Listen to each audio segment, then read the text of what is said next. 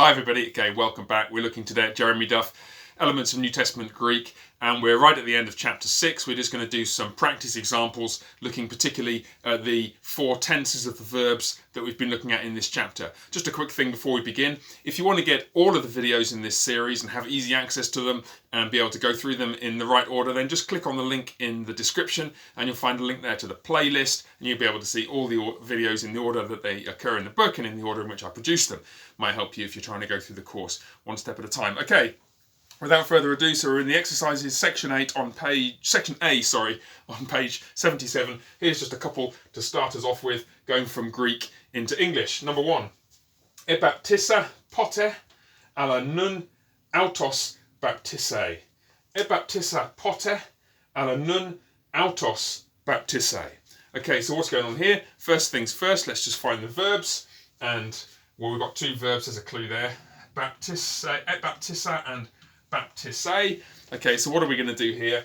Well, with the tenses, the important thing is just to go through the steps in the right order. So first thing, once you've found the verb, identify the stem. It's very important to identify the stem correctly, and particularly the letters at its end. So ebaptissa comes from the verb baptizo.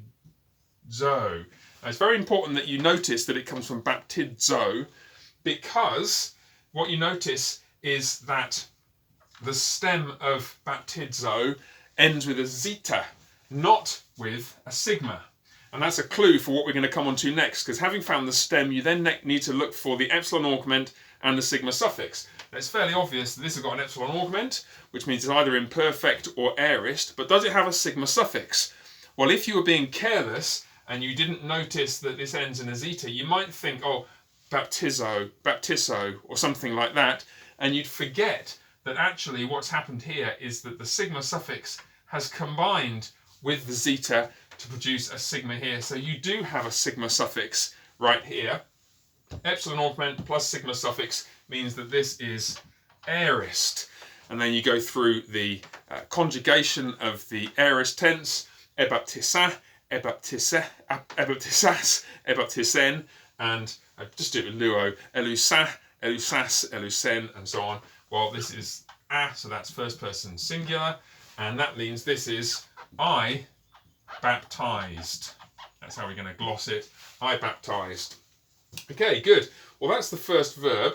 What I suggest you do is don't rush on and do the next verb straight away, but finish off the clause that this verb is contained in. Fairly sensible, especially if you've got subjects and objects, which you don't have here, but you do have pote, which means, of course, once. So, once I baptized, comma, or I baptized once, mean roughly the same thing in English, but this is slightly better English style, isn't it? Once I baptized. Okay, so what are we going to do next? Well, you could just jump in and translate these fairly simple words, but before, let's be disciplined about it. Let's try and do things in the right order. What we notice is we've got the same verb here, noticing that there's a zeta at the end, and so we definitely have a sigma suffix, but no epsilon augment. So if it's a sigma suffix, no epsilon augment, that means it's in the future. So it's the future tense of baptizo, I baptize. So it's I will baptize, or you will baptize, or he will baptize. But which is it? Well, you need to look at the ending for that. And of course, the future tense takes the same endings as the present tense. So it's luso, luseis, lusei. Lusei is here, third person singular. So it's he or she, potentially. But come to that in a second. He or she will baptize. Okay, so that's the verbs sorted out. Now we just need to fiddle around with everything else and figure out what's going on. We've finished that first clause. Any subjects or objects in this second clause? Well, actually, there is a separately lexicalized subject, and it's autos.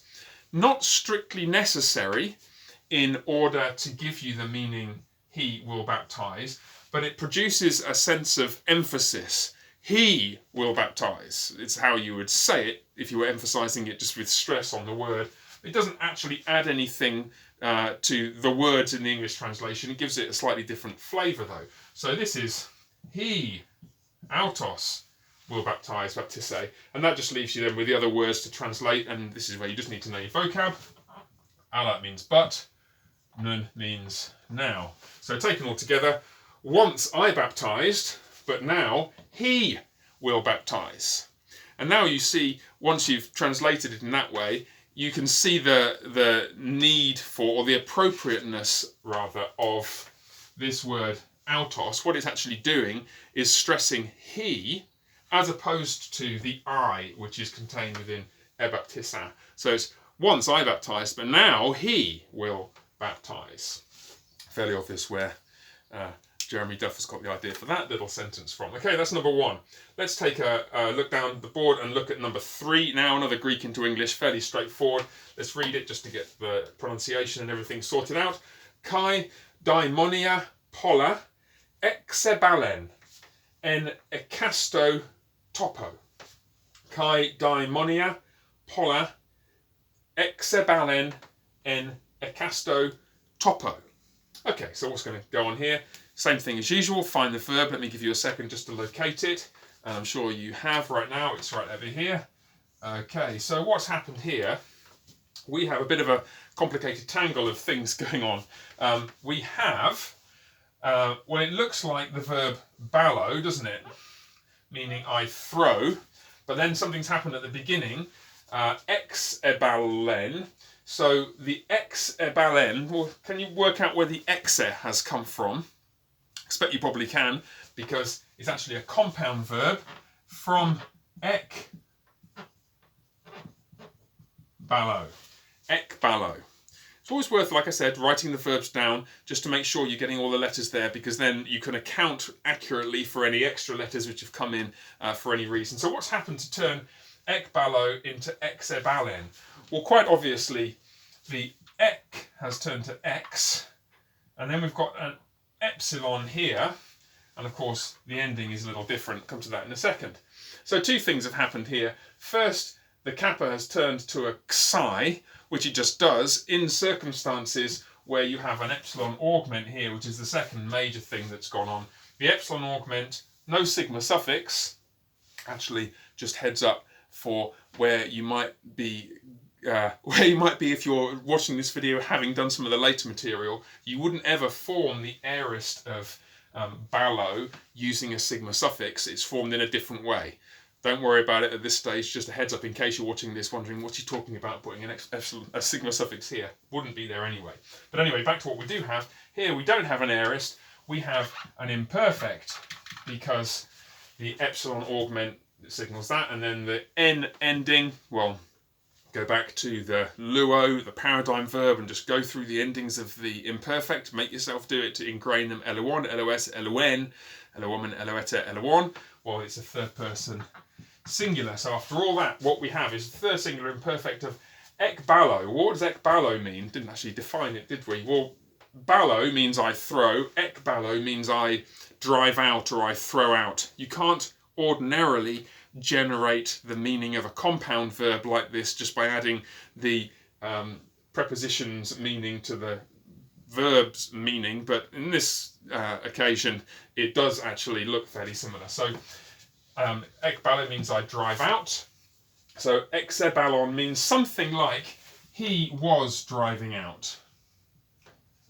Driving out. He was driving out. Now, why have I translated it like that? Because remember, the imperfect tense denotes a past action which is somehow extended in time, repeated or ongoing or frequentative, habitual, something like that. Something other than the aorist, which just means it happened in the past and it's not telling you anything more about it. Okay, so he was driving out. Okay, verb done. What do we look for next? We look for the subject. Well, now here's where it gets kind of interesting.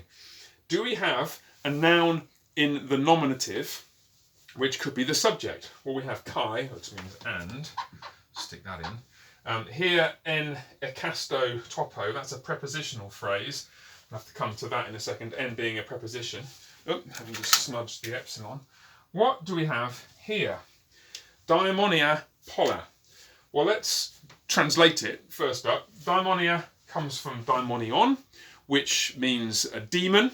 So daimonia is it's neuter, plural, daimonia, and it could be nominative or accusative.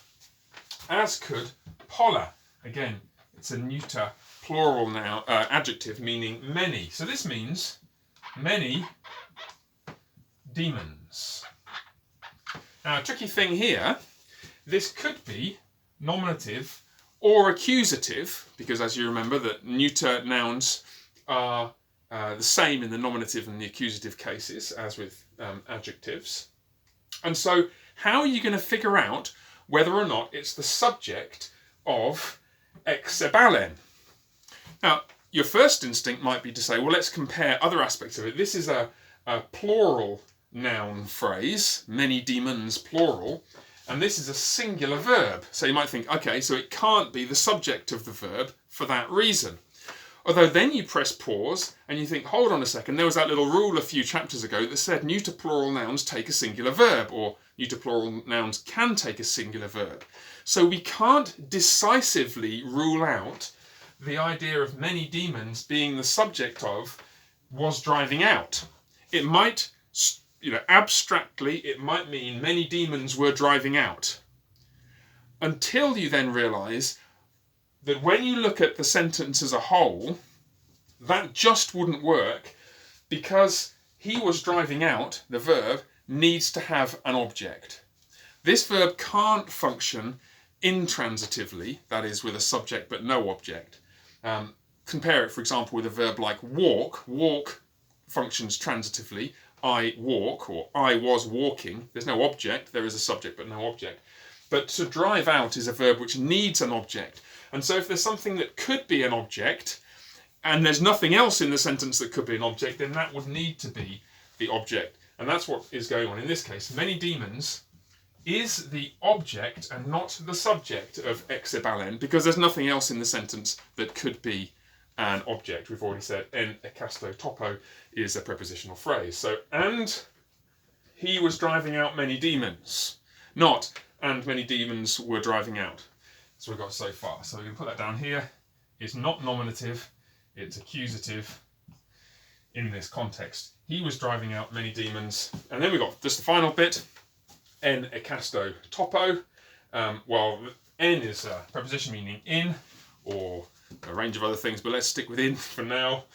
Ekasto, I keep saying ekasto. What was I doing? Mistake. Hekasto, pronounce it correctly. And it's not actually that common a word. It only occurs 80 or so times in the New Testament. That's fairly common, I suppose. And it means each. And topo from topos, meaning place, both in the dative case, because en governs a noun in the dative. Oh, goodness. Ekasto. No. Hekasto. I'm going to walk around the garden 15 times saying that for the next 5 minutes. All right. And so what we've got is, and he was driving out many demons en hekasto topo, in each place. Okay, so that's number 3. Okay, so now let's take a look at some going from English into Greek. A little bit more tricky this time. Numbers 10 and 12.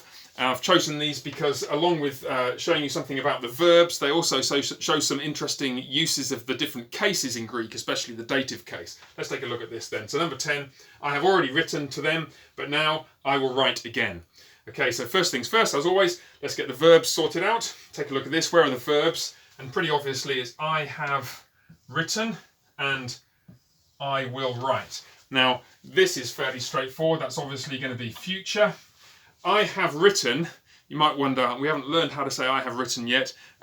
The question in number 10, Duff himself puts a little hint, I already wrote, so I wrote. He wants you to use the aorist for this, which is entirely appropriate in this instance. So we want the aorist and the future. Let's take them one at a time. We'll stick already in first, just to get it out of the way. The Greek word erder, already. But now we want I have written and I will write. It comes from the Greek verb grapho. So let's write that down. Where are we going to put it? Let's put it here. Grapho. And we need to make that aorist. So how are we going to do it? Well, we've got the stem. The stem is graph. Now, being aorist, we want the epsilon augment and the sigma suffix. So let's just pop those in the usual places. Graph. And then we want the sigma suffix there. And then ding, ding, ding, the little light goes on in your head, because you remember that you don't want the phi and the sigma there. When you add a sigma suffix to a verb whose stem ends in phi, it doesn't stay as th, but it changes to, can you remember what it changes to? Yeah, of course you can. It changes to, psi, just like that. Egraps. Epsilon augment, sigma suffix roll into the phi at the end of the stem. So you've got the stem, you've got the epsilon augment, the sigma suffix. Now all you need is the appropriate ending for the first person singular. I have written. So go back to your paradigm verb, luo, elusa, elusas, elusen, samin, satesan. So egrapsa. I have written, or I wrote. In this case, erder would come before egrapsa. Already I have written. Let's write that in over here then. So erder, I have already, erder, already I have written. Erder egrapsa. Now let's just carry on. We don't need another subject. We've got that sorted out. There's no object, but there is an indirect object, to them. And this introduces, not for the first time I don't think, but just as a useful reminder, the first intriguing use of the dative case that's going to be found over here. To them, well, it's a third person plural pronoun from autos, but we want, in this case, to them, we want the dative plural. One possible use of the dative is if you're speaking or writing to somebody. So to him would be auto with the omega and the iota subscript. To them is autois, on the assumption that it's masculine, and that's a reasonable assumption to make in New Testament Greek, because often the masculine gender denotes male and female without differentiation. So erder egrapsa, and we'd have autois, to them. Erder egrapsa autois. So I've already written to them. Second part, but now I will write again. So this time we want the future tense of grapho. Well, we don't want the epsilon augment this time. So here's the stem. Graph. We do, however, want the sigma suffix, and as with the aorist, the addition of the sigma to make it future turns the phi and the sigma into a psi. So graphs, I will write, and then we want the appropriate ending for the first person singular again, because it's I will write, and as you know, the future tense endings are the same as the present tense endings. So graphso, I will write. And now you've just got to sort out all the other bits and pieces. There's no subject, that's sorted out here. There's no object, we've just got but now again. And these are fairly straightforward. But now will be alla, but nun. Now, useful exercise to distinguish the sharp pointed nu from the rounded upsilon. And again, palin, which, as with erder, goes generally before the verb that it qualifies. So erder egrapsa autois, alla nun palin grapho. Already I have written to them, but now again I will write. Okay, just one final point on this. Don't be confused by the presence of nun, now, into thinking that you want the present tense here. I know it sounds like you think, now I will write. Well, just as in English, we can say now, meaning right at this moment, in the present, I will write, and we use the future tense, I will write. So also in Greek, you'd use the future tense, graphso, not grapho. Okay, so that's number 10. Now number 12. Okay then, and finally let's look at number 12. Just written this out here to give us a bit more space, because looking at it, I'm thinking we might need some of the space here. Let's just work through this and try and find the answer here. They asked for signs and cried out with a loud voice to Jesus. Well, as always, first things first, let's find the verbs. They asked, and impliedly, they cried out with a loud voice to Jesus. Slightly complicated beyond that, but let's just take them one step at a time. We've got two separate clauses. Let's do this first one first. So they asked comes from which verb? Of course you know that. The verb is aiteo. Aiteo. And there are a couple of complications here, because of course here you're going to want to change the tense. Which tense are you going to want to change it to? The answer is, well, it's not going to be future or present. It would be imperfect if there was some indication that the action were extended through time, repetitive, ongoing, frequentative or something like that. But there's no indication of that here. It doesn't say every day they asked for signs or they kept asking for signs. It just says they asked. So in this case, you want the aorist, which means you want the epsilon augment and you want the sigma suffix. So let's go about trying to add these in here, and you start to see the complications I mentioned. The first complication comes adding the epsilon augment to a verb that begins with a vowel. The epsilon augment combines with the vowel alpha to produce an eta.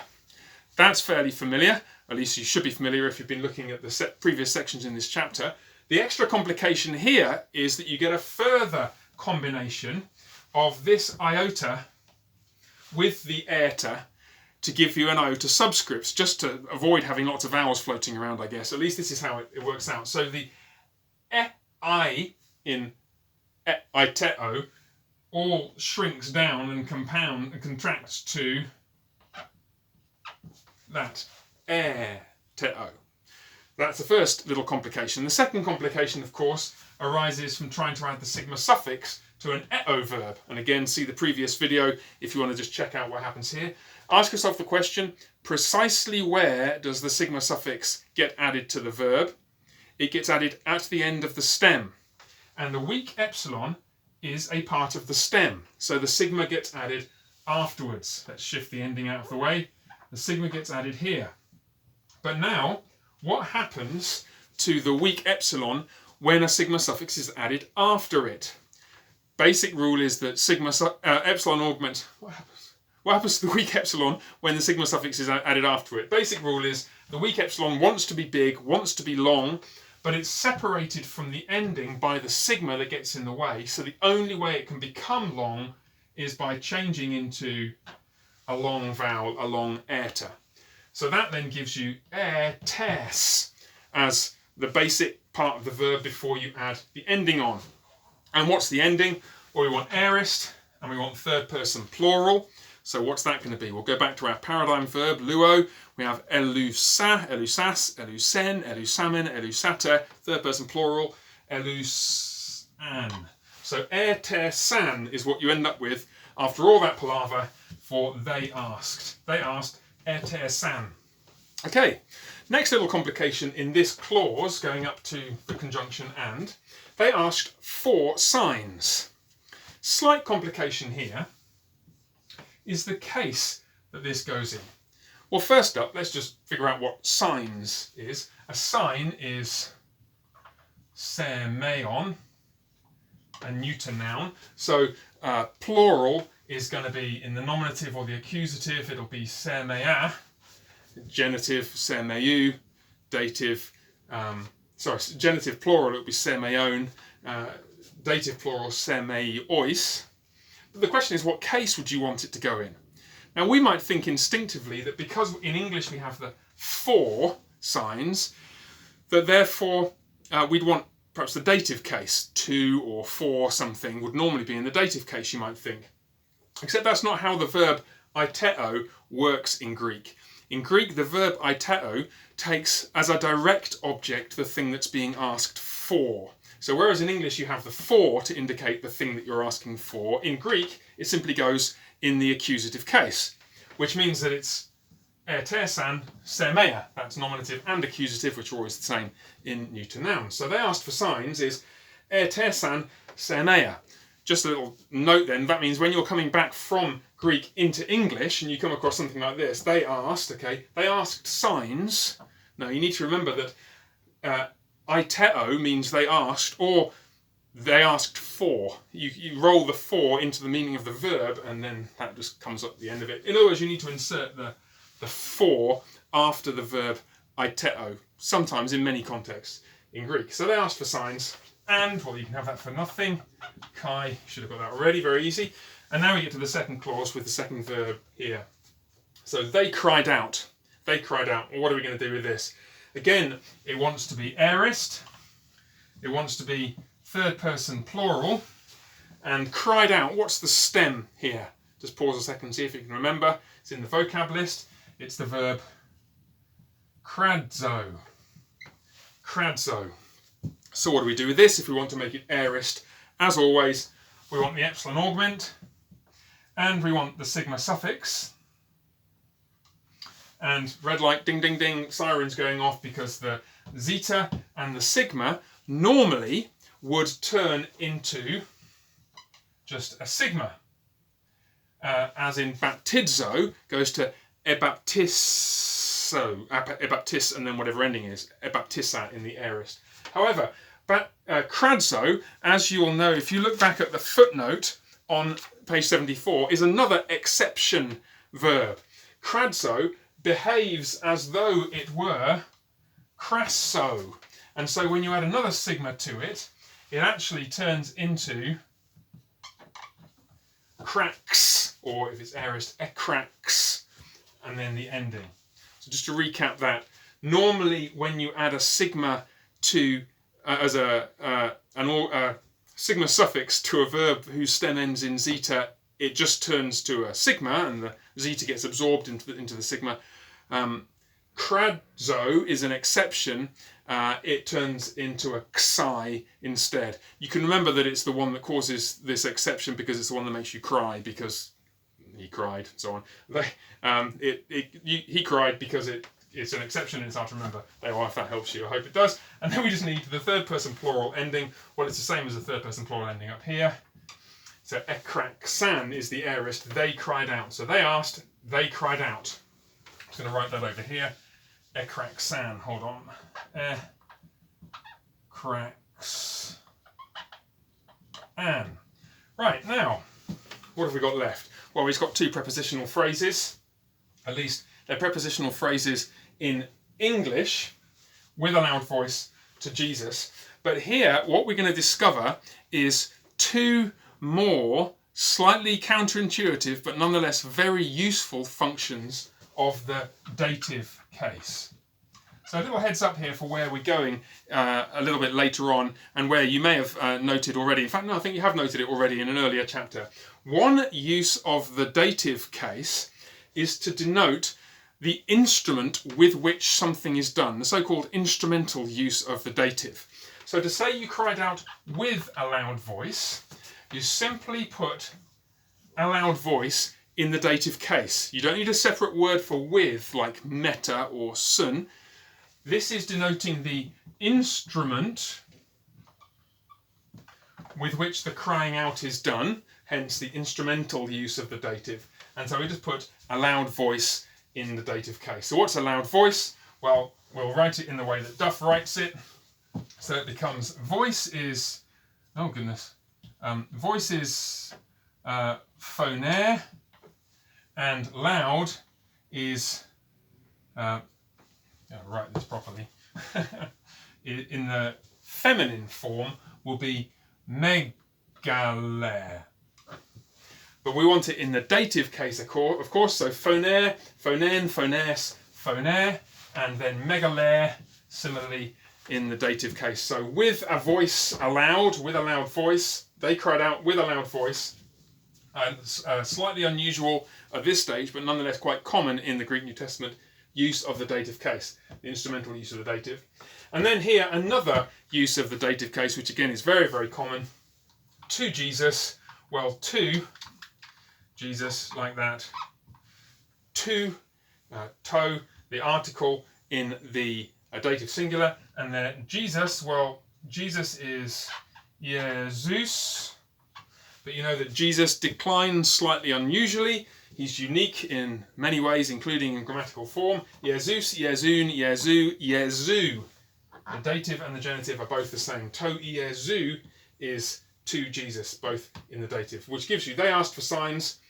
Tersan semea, they asked signs, they asked for signs. Kai and cried out, ekraksan, they cried out with a loud voice. Phonaire, megalaire, with or in a loud voice, instrumental use of the dative, to Jesu. That'll do you. All right, well, keep going. Remember, get through all those questions at the end of chapter 6, and we are almost ready to turn the page and begin a whole new chapter, the idea of moods, which introduces a whole layer of interest and intrigue and complexity into the verb system that you've already learned. But for now, keep working at it 20 minutes a day, 30 minutes a day, 5 or 6 days a week, and we'll have you reading the New Testament in Greek in no time at all. Bye for now.